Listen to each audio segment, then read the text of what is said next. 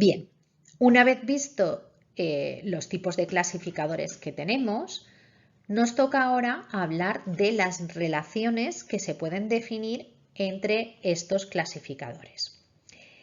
Un sistema no tiene elementos independientes, no puede funcionar. Un sistema tiene partes que se comunican entre sí para lograr un objetivo y por tanto es necesario que esas partes se relacionen, se conecten, ¿no?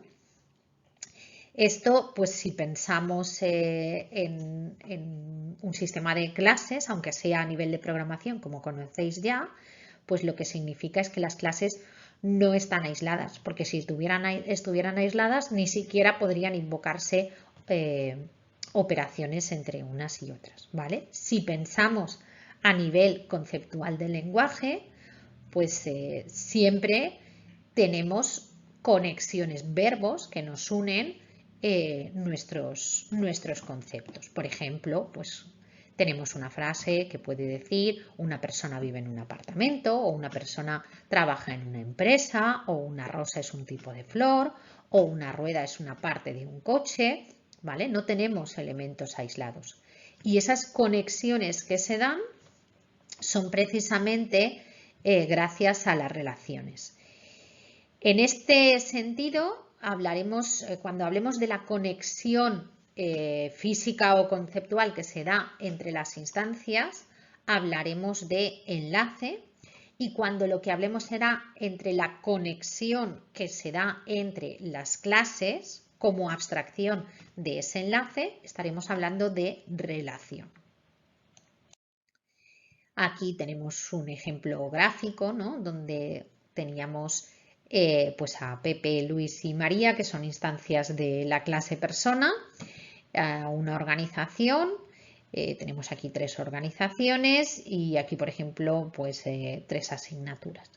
¿Vale? Tenemos la relación que se da entre las abstracciones, persona, organización o asignatura, es una relación, y la conexión que se da entre las instancias o objetos, ¿vale? Es un enlace. ¿Y qué tipos de relaciones vamos a poder tener? Pues vamos a poder tener 4 tipos de relaciones. Relaciones de asociación, de dependencia, de generalización y de realización. Y a continuación vamos a ver cómo podemos utilizar estos tipos de relaciones y qué significan cada una de ellas. Brevemente, podríamos decir que la asociación describe una conexión entre instancias de clases. La dependencia es una relación más débil, ¿de acuerdo? Que simplemente me dice que un elemento depende en su funcionamiento de otro. La generalización la emplearemos cuando hablemos de descripciones más específicas de algo más general, es decir, lo que estáis acostumbrados y acostumbradas a hablar como herencia, y la realización es similar, pero cuando hablamos de interfaces. Bien, comenzando con las relaciones de asociación, diremos que es una relación estructural del tipo necesito conocer. ¿Y esto qué significa? Pues que lo que me describe son conexiones a nivel semántico entre las clases. Básicamente especifica que los objetos de un elemento están conectados con los objetos de otro, ¿de acuerdo? Y esta conexión semántica es el verbo que las une, ¿de acuerdo? Es, como decíamos, una abstracción de la conexión, del enlace que tenemos entre los objetos. Si yo, por ejemplo, tengo una determinada universidad, la UBEG, con un estudiante, Paco, que está matriculado en esa universidad, pues tengo un enlace. A nivel conceptual, entre las dos clases lo que tengo es una relación de asociación, pero no de cualquier tipo, ¿de acuerdo? Necesitamos que exista una conexión, ¿de acuerdo? Entonces, esa conexión se va a dar entre uno o varios clasificadores, ¿de acuerdo? En cada lado. Para tener la relación, primero necesitamos al menos dos clasificadores. Veremos que podemos tener también relaciones ternarias y cuaternarias, pero son un poco más complicadas y luego no las usaremos, ¿de acuerdo? Entonces, lo que me va a permitir este camino, si lo vemos como un camino, es que precisamente yo pueda transitarlo para que persona interactúe con empresa y empresa interactúe con la persona. Es una conexión, un camino por el que se pueden enviar mensajes. ¿De acuerdo? Cada uno de los extremos de la conexión, ¿de acuerdo? Se denomina, cada uno de los lados de este enlace se denomina extremo. ¿De acuerdo? Bien, pero ¿cuándo existirá una relación de asociación? ¿Vale? ¿Existe siempre que tenemos dos conceptos relacionados? Bueno, pues siempre y cuando sean relaciones a largo plazo, sí. Vamos a ver un ejemplo, ¿vale? Imaginad que tenemos un alumno o una alumna, un estudiante que estudia una determinada asignatura, ¿de acuerdo? Bien, pues si un alumno usa un servicio, una operación de una clase asignatura, necesitaremos recorrer este camino. Pero si además yo necesito que se guarde registro de que está matriculado, de que está estudiando esa asignatura, necesito guardarlo con una relación de asociación. Una cosa es que yo quisiera conocer las asignaturas que hay en una titulación para puntualmente ver si me interesa o no. Pero si quiero tener guardada la información de que un alumno o alumna está matriculado o matriculada en una determinada asignatura, significa que es una relación a largo plazo, porque es algo que se tiene que mantener por el tiempo y yo tengo que poder consultarlo hoy y dentro de 5 años, aunque ya haya superado la asignatura, ¿vale?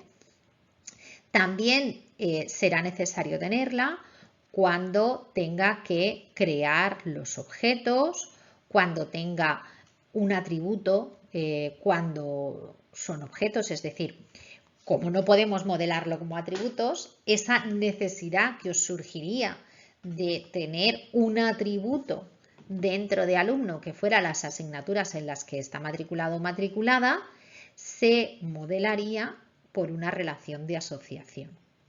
¿De acuerdo? Bien. ¿Cómo representar relaciones entre el mismo concepto? Esto es algo que se da en las relaciones de asociación, ¿vale? Y que a veces os resulta un poco curioso o extraño a la hora de representar. Tenemos que partir de la base de que en un diagrama UML, en un diagrama de clases, no voy a poder representar dos veces la misma instancia. Entonces, esta visión de aquí arriba no la podría tener, porque yo no puedo relacionar a una persona con otra persona poniendo dos veces la caja de la clase persona. ¿Cómo lo hago? Pues teniendo asociaciones sobre el mismo concepto. No hay ningún problema en que estas asociaciones que a veces ponemos entre dos clases sean sobre la propia clase. Pues, por ejemplo, una persona está casada o no y por lo tanto tiene o no pareja. Si os habéis fijado, al lado de cada uno de los extremos nos aparecían cosas, simbolitos, que son los adornos de la asociación.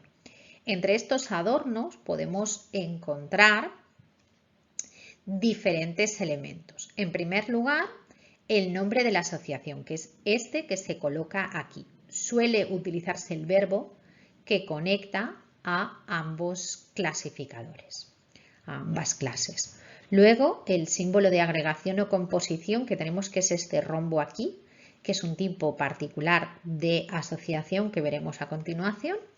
Luego, el rol, que es el papel que cada uno de los extremos juega en la relación. que es este que aparece aquí y es fundamental, ¿de acuerdo? Porque cuando yo tengo dos clases, el nombre de este rol es el que al final se os traducirá como atributo dentro de la clase cuando generéis el código.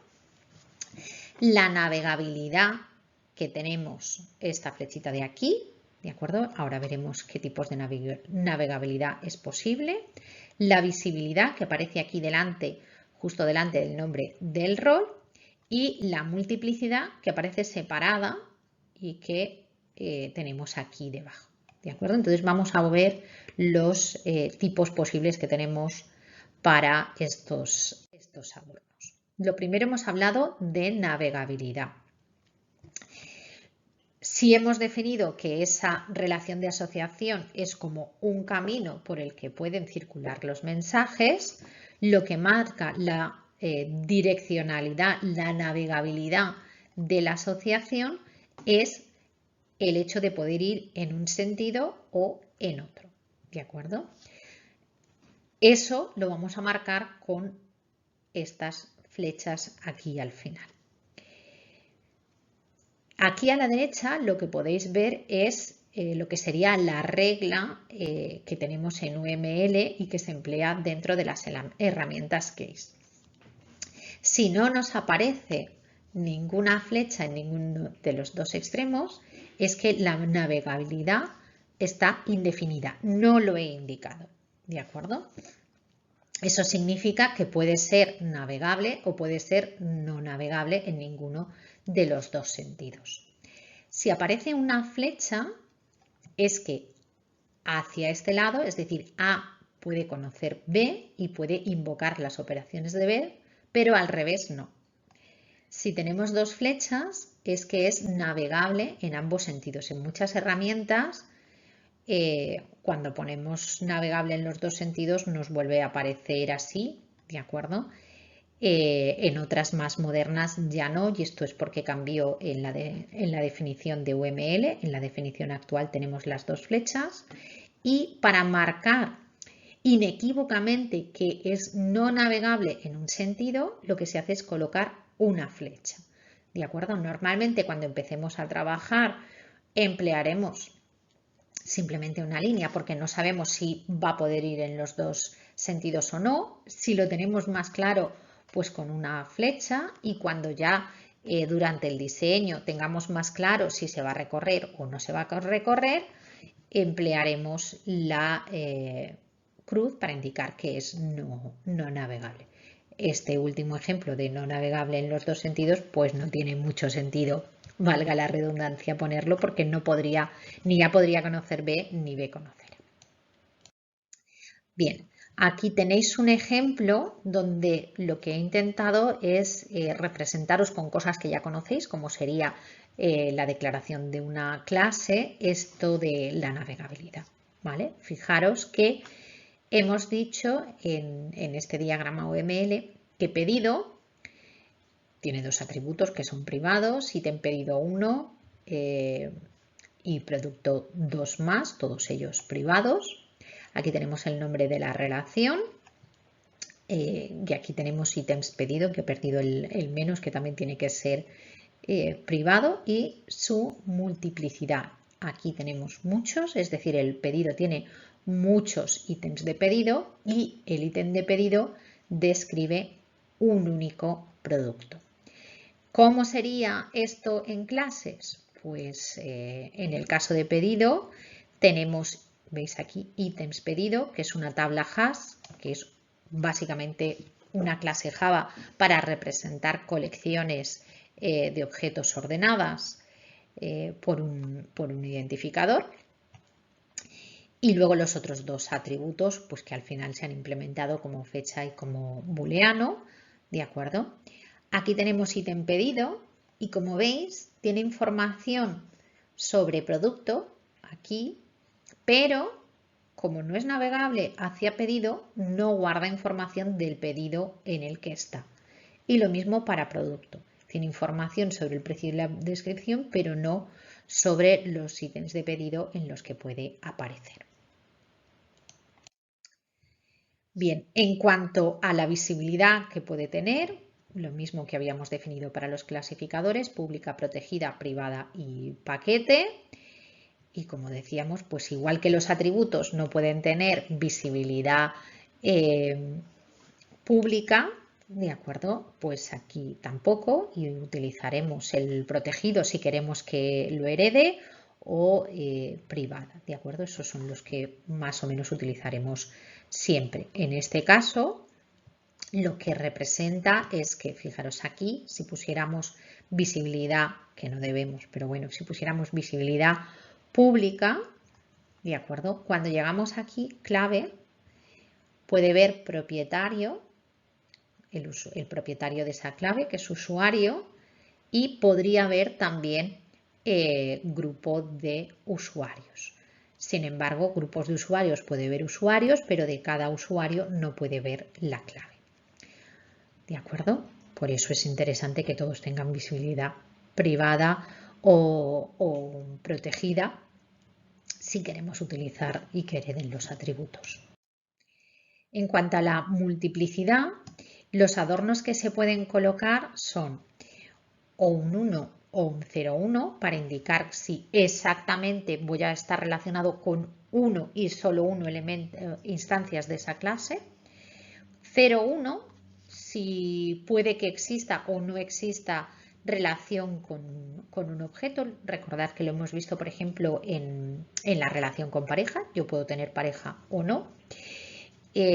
Dos valores concretos donde yo he puesto m y n, ¿vale? Serían enteros naturales, por ejemplo, entre 5 y 10.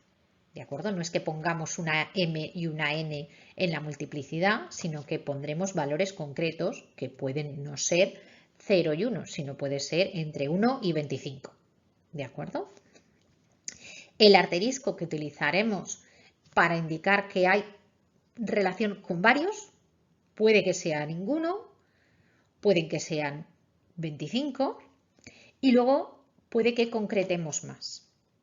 La diferencia entre 0 asterisco y 1 asterisco con el asterisco de arriba es que con 0 asterisco estamos diciendo que está permitido no tener relación con ninguna instancia de la otra clase, mientras que con 1 asterisco lo que indicamos es que al menos va a haber relación con una instancia de la clase con la que estoy asociada.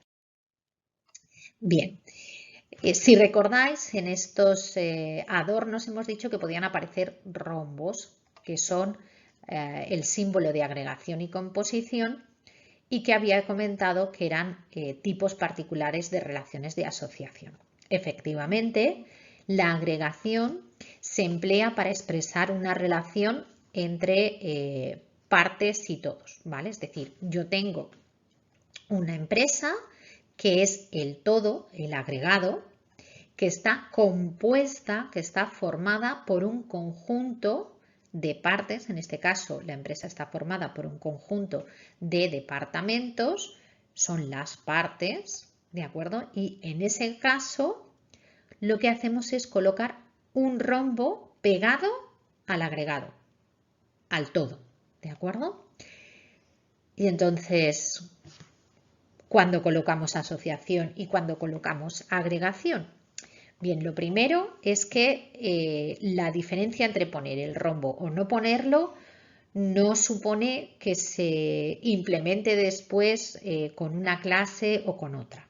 ¿De acuerdo? No voy a tener una diferencia semántica real, es una diferencia conceptual, ¿de acuerdo? De saber que esta parte depende de este todo.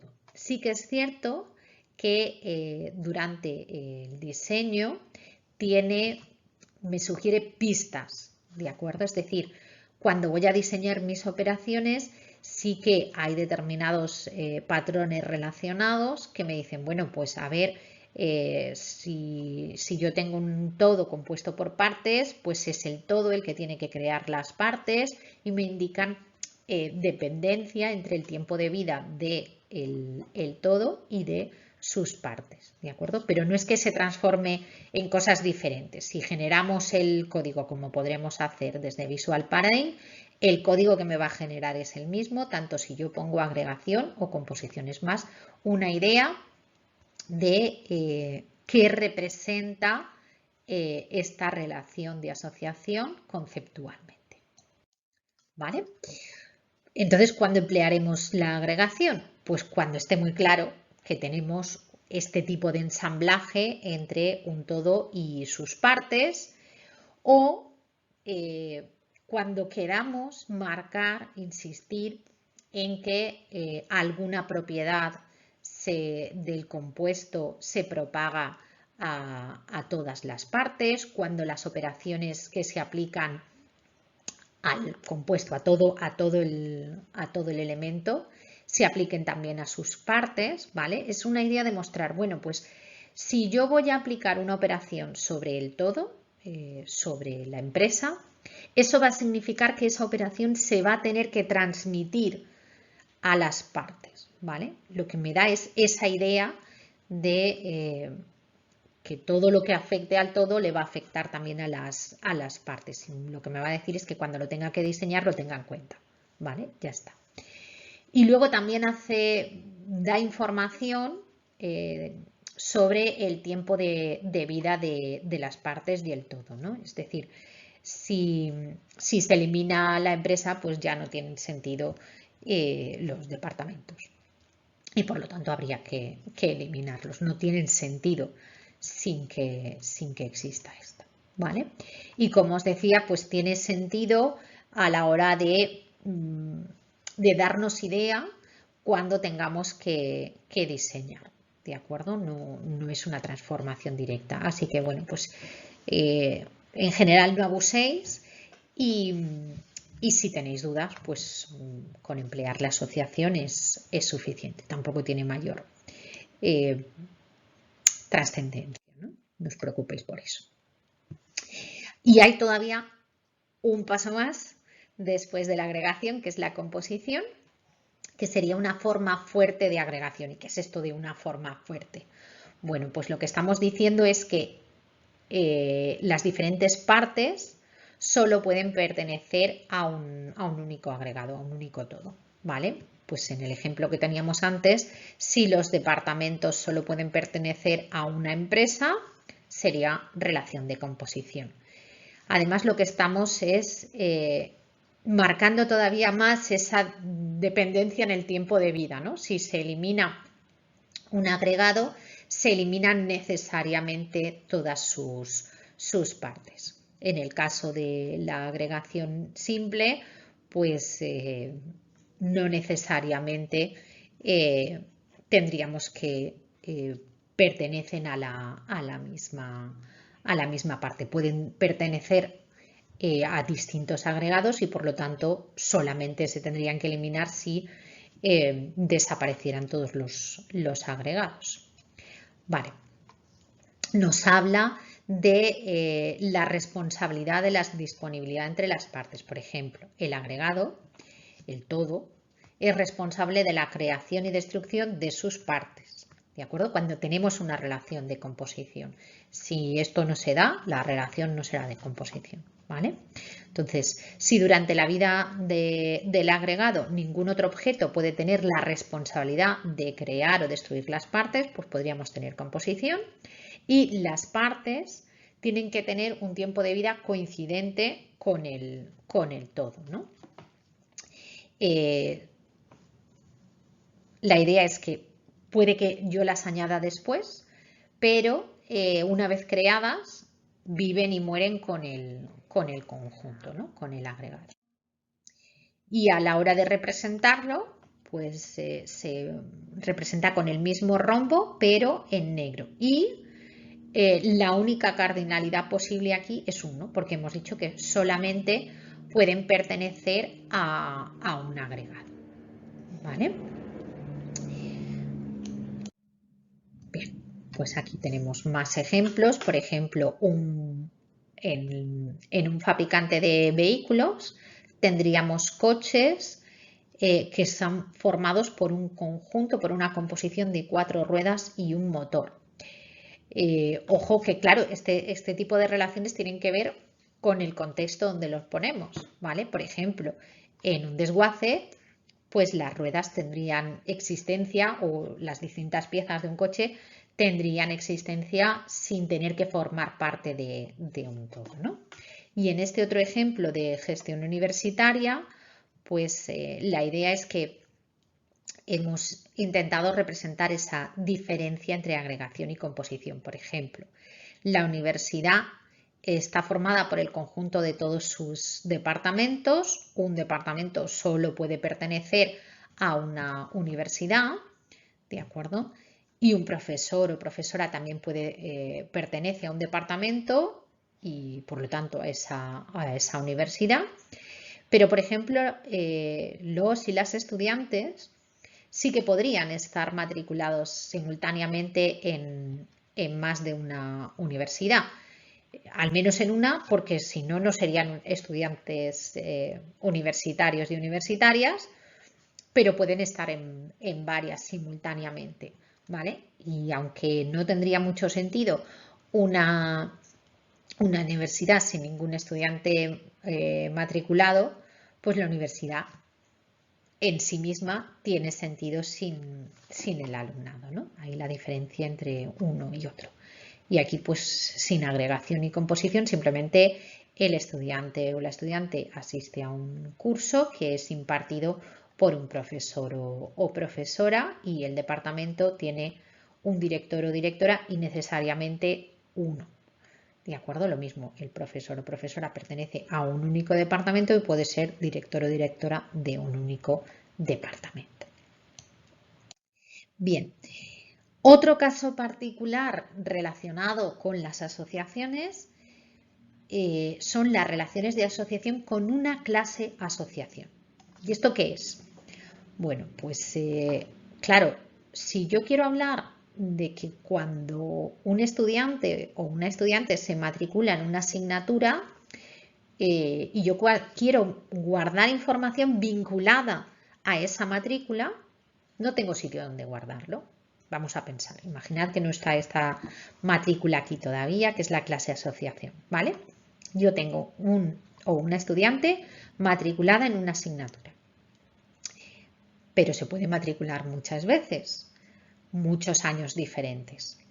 Y cada año, y la asignatura es la misma, y cada año sacará una nota.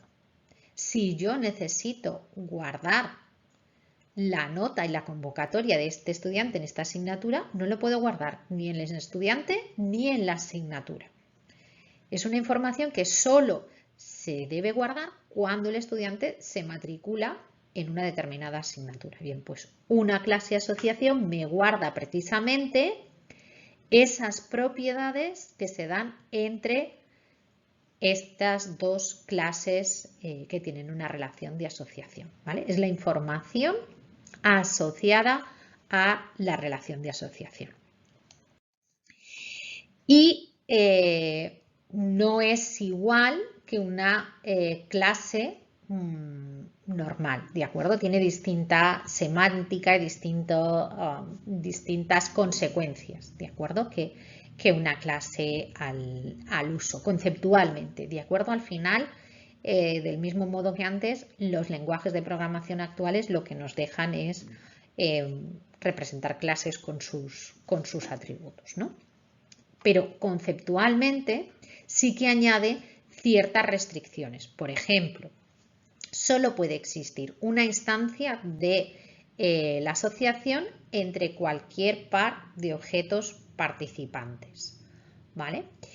Si yo quiero guardar más instancias, no puedo utilizar la clase asociación, ¿de acuerdo? Porque solo puede relacionarse un objeto con cada una de las dos clases, ¿vale? Si vamos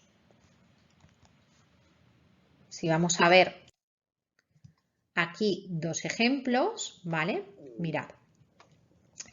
En este caso tenemos una clase asociación y en este otro caso tenemos una clase intermedia, pero no modelada como clase asociación, sino como clase normal. Vamos a ver la diferencia entre tener una cosa u otra. Lo primero, con una clase asociación, cuando queremos representar el contrato de una persona en una empresa. ¿De acuerdo? Ese contrato tiene información sobre el salario, la fecha de firma y la descripción del puesto que ocupa.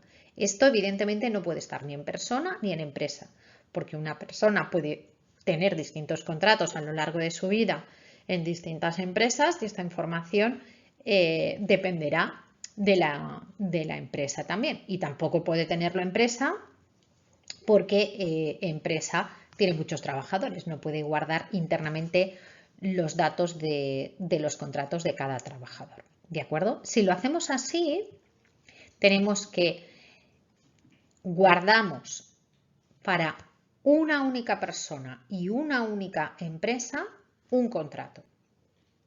Pero no nos sirve, lo que nos está diciendo la apreciación anterior es que no nos sirve si queremos guardar que esta persona se matricule, que esta persona vaya ascendiendo en la empresa y guardar todos los contratos anteriores. Solo nos permitiría entre una persona y una empresa guardar un contrato. Nos permitiría guardar un contrato para una persona en muchas empresas. Es decir, esto me permitiría guardar la relación, que es lo que tengo aquí representado, que una persona trabaja para muchas empresas y para cada una de ellas tengo un contrato diferente. Y también me permitiría guardar todas las personas que tiene contratado una empresa y de cada una de ellas su salario, fecha de firma y descripción. ¿De acuerdo? Eso es la multiplicidad que me aparece aquí. Lo que me aparece en estos extremos es las empresas en las que puede trabajar la persona y las personas que puede tener trabajando la empresa. ¿De acuerdo? Pero no puedo definir este contrato nada más que para una persona y para una empresa. Fijaros que no tengo más sitio donde colocar esa información. Aquí, pegado al contrato, no puedo colocar multiplicidad, solo puedo colocar aquí y aquí. Por lo tanto, si yo quisiera guardar de la misma empresa en la misma y la misma persona distintos contratos, no tendría posibilidad. Tampoco para colocar este 1 de aquí, ¿vale? Si os fijáis, en el caso de abajo, sí puedo guardar varios contratos de la misma persona en la misma empresa y también podría representar que en el contrato intervinieran o más de una persona o más de una empresa, ¿vale? En el caso de arriba, yo no tengo sitio donde colocar esto. Si yo quisiera, por ejemplo, indicar que se firma un contrato entre dos empresas y una persona o 3 trabajadores para una empresa, porque es una colla de trabajadores que voy a contratar, pues el modelo de arriba no me serviría, ¿vale? Sin embargo, el de abajo sí. Si yo quiero hacer un contrato en el que participen varias personas, aquí donde pone un 1 podría poner una multiplicidad distinta, ¿de acuerdo? O si el contrato implica a varias empresas, aquí podría poner multiplicidad distinta. Pero los únicos que tengo en el modelo de arriba, en una clase asociación, son los contratos que puede tener una persona o las personas que puede tener contratada una empresa, que son los que aparecen aquí y aquí. ¿Veis? Este de aquí es el que aparece en este lado de aquí.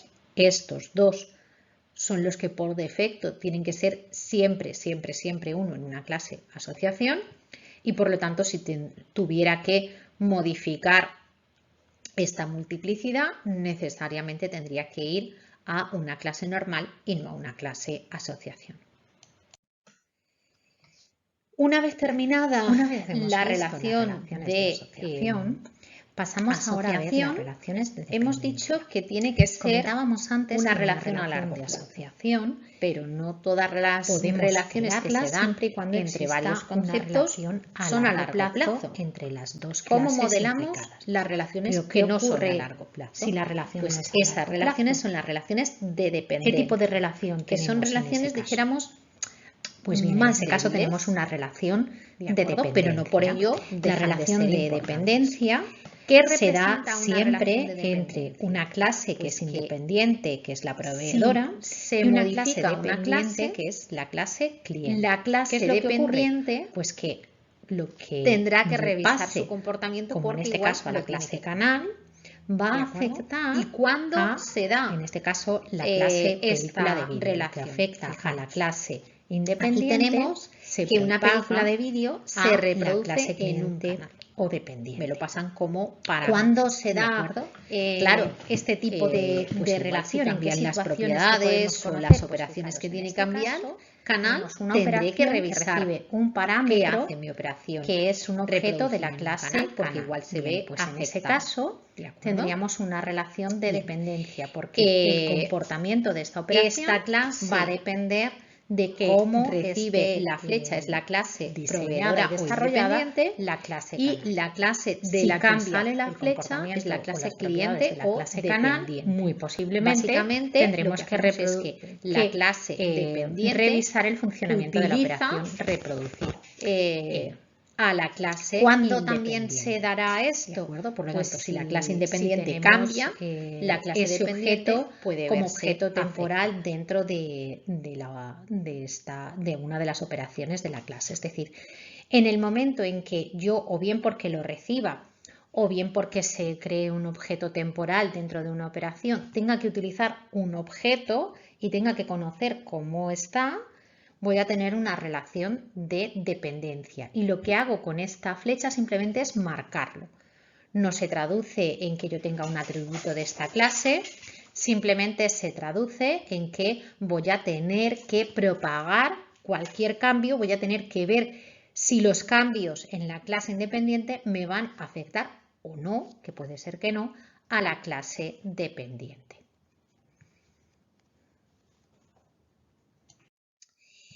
¿Qué tipos de relaciones de dependencia tenemos? Pues la más común es la relación use, ¿de acuerdo? Que simplemente es que se usa, ¿de acuerdo? En este caso podemos poner con el estereotipo aquí el use o no poner nada porque por defecto si no pone nada es el use.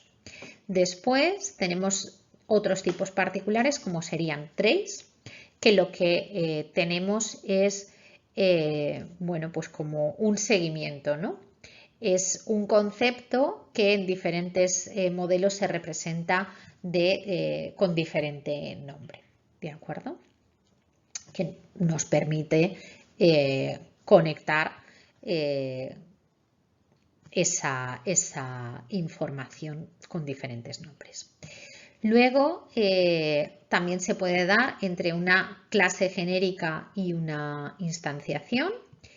Se puede dar entre clases amigas, ¿de acuerdo? Y en el caso de los paquetes, se utiliza el import y el access, lo veremos cuando lleguemos al tema de arquitectura del sistema. Y una que ya hemos visto también en el tema anterior, son las de extensión y inclusión, ¿de acuerdo? Pensad que estas relaciones se dan sobre clasificadores y que los casos de uso también eran clasificadores, ¿de acuerdo? El siguiente tipo de relación que tenemos es la relación de generalización. Este tipo de relaciones son un tipo de relación dirigidas entre dos clases que permite definir las condiciones bajo las cuales se puede usar una instancia de una clase o de las clases hija o de la clase padre. ¿De acuerdo? Estáis muy acostumbrados y acostumbradas, es de las relaciones que ya conocéis en orientación a objetos, que cuando hablamos de un lenguaje de programación pues es la herencia. ¿De acuerdo? La idea es que nos permite ir describiendo incrementalmente un elemento compartiendo las descripciones de todos los ancestros, de todas las clases que hay por encima. Ese ancestro se llama padre o superclase y sus descendientes se llaman clases hijas o subclases. La generalización no es más que agregar las propiedades comunes de un conjunto de clases en una clase más general, es decir, tenemos un montón de clases que comparten unas características comunes y entonces en lugar de repetirlas en todas las clases, las agrupamos en esa clase más general o padre. Y las clases hijas lo que hacen es describir la parte específica, característica que añade de comportamiento o de propiedades a través de sus atributos. Cuando hablamos de diseño o implementación, como os decía, la relación de generalización se traduce en una relación de herencia, de tal manera que las subclases heredan las propiedades de la clase padre, heredan los atributos, heredan las operaciones, siempre y cuando sean o públicos o protegidos. Evidentemente, ni atributos privados ni operaciones privadas van a estar disponibles para las clases hijas, pero las demás sí. Entonces, por eso la recomendación es que si vais a utilizar herencia, utilicéis atributos protegidos y si queréis utilizar operaciones internas que puedan heredar las clases hijas, pues que utilicéis operaciones protected. ¿De acuerdo? De nuevo, comentar algunos principios de orientación a objetos que ya tenéis que conocer, como es el principio de sustitución, de tal manera que si yo tengo un sitio donde quiero que vaya una instancia de la clase padre, pues puede ir cualquier instancia de la clase hija. ¿De acuerdo? Es decir, si yo tengo una operación, por ejemplo, que recibe como parámetro un objeto de la clase cuenta, a esa operación le puedo pasar tanto un objeto de la clase cuenta de ahorro como un objeto de la clase cuenta corriente. ¿De acuerdo? Y simplemente una recomendación en cuanto a la profundidad de las jerarquías. No hay ninguna limitación, ni en un lenguaje de programación, ni en UML, ni nada, pero conceptualmente es muy difícil ser capaces de ver relaciones con niveles superiores a 5. Entonces, pues no es recomendable hacer jerarquías tremendamente largas porque ya nos perdemos, ¿no? en esa jerarquía donde nos encontramos. Un aspecto controvertido de la generalización es la generalización múltiple, es decir, que una clase pueda tener más de una clase como superclase y que herede propiedades de una y de otra de sus superclases. Esto es posible en UML y es posible en algunos lenguajes de programación. En otros, como Java, muy razonablemente no lo permiten. ¿Por qué?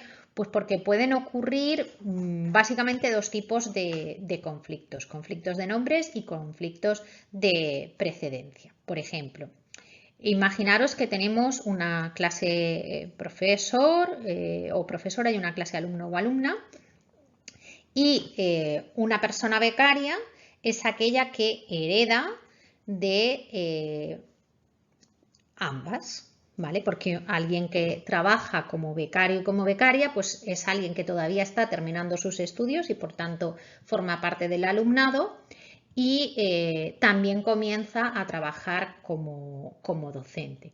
Por lo tanto, tendría propiedades de uno y otro, o operaciones. El problema es que, tal y como lo hemos definido, tenemos que tanto la clase para el profesorado como la clase para el alumnado, tiene un atributo que se llama nombre. Entonces, ¿qué nombre hereda la clase becario? Es decir, ¿cuál de los dos atributos va a heredar mi clase que represente al personal que trabaja como becario o becaria si tenemos estos dos nombres? Eso es complicado de resolver. Hay que proporcionar mecanismos para resolver ese conflicto de nombres. Y de nuevo, si lo que hiciéramos es decir, bueno, pues vale, pues vamos a tener una clase por encima persona que tenga el atributo nombre, ¿vale? Pero es que seguimos teniendo el mismo problema. Tenemos herencia repetida, ¿de acuerdo? Profesor y estudiante tienen una serie de operaciones y atributos comunes y becario lo heredaría doblemente. Entonces, seguimos teniendo problemas. Por eso mismo muchos lenguajes de programación no permiten la herencia múltiple. Y no pasa nada porque siempre se puede solucionar utilizando interfaces. Bien, aquí tenéis un ejemplo de relación de generalización para modelar las clases de una aplicación gráfica. Tendríamos una clase raíz, que sería figura, de la que heredarían tres clases, dimensión 0, 1 y 2, y de cada una de ellas una serie de clases con sus atributos específicos y su operación, si os fijáis, visualizar reimplementada en cada una de ellas.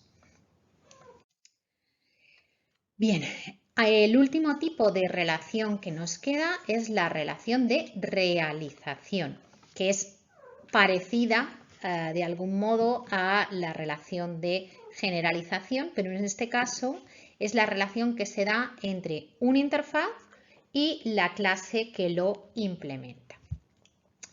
Lo que necesitamos, hemos visto, si recordáis, que los interfaces definen una serie de operaciones y las clases deben de, para implementar dicho interfaz, implementar todas las operaciones que define esa interfaz. Para conectar el interfaz con la clase que lo implementa, podemos utilizar, como habíamos dicho, dos tipos de notación. La notación estándar, que es la que tenéis aquí a la derecha, y la notación Lollipop. ¿De acuerdo?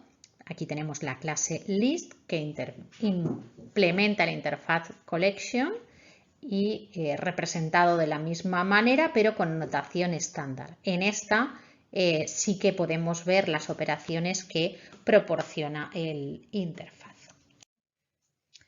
La notación Lollipop nos permite añadir una relación entre quien proporciona el interfaz y quien necesita el interfaz. Nos añade esta posibilidad de conexión, una relación de dependencia con quien usa este interfaz, y en estos casos es cuando se utiliza, ¿de acuerdo? Si no queremos añadir esta relación de dependencia, utilizaremos la notación estándar. Entonces, ¿qué modelamos con esto? Pues fijaros aquí, nosotros tenemos una clase target que hereda de observable y que necesita, y de aquí la relación de dependencia, un interfaz observer, ¿de acuerdo? Cuando tenemos, esto lo veremos en los patrones, tenemos el interfaz observer y la clase observable, ¿de acuerdo? Es una relación que se da entre clases que necesitan visualizar información, ¿de acuerdo? Entonces, el interfaz observer tiene definida una operación update que lo que hace es actualizar la información que se debe de visualizar. Esta clase que tenemos aquí, Target Tracker, lo que hace es implementar esta interfaz de tal manera que cuando se reciba una actualización con el método update, la mostrará como deba considerar, ¿de acuerdo? Entonces, la clase Target necesita que alguien implemente este interfaz para que se visualice la información. Por lo tanto, porque es un elemento observable que va a visualizar información, ¿de acuerdo? Entonces, la información que debe visualizar Target Tracker lo hará Target porque es un elemento observable, visualizable, es pues algún frame o alguna cosa similar que me permite mostrar información. ¿De acuerdo? Entonces, la relación que se da entre el interfaz y la clase que va a permitir esa observación es una relación de dependencia, que lo que hace es conectar. ¿Veis? En este modo, con el interfaz Lollipop, sí que vemos esa relación entre la clase que tiene la dependencia con el interfaz y la clase que implementa el interfaz.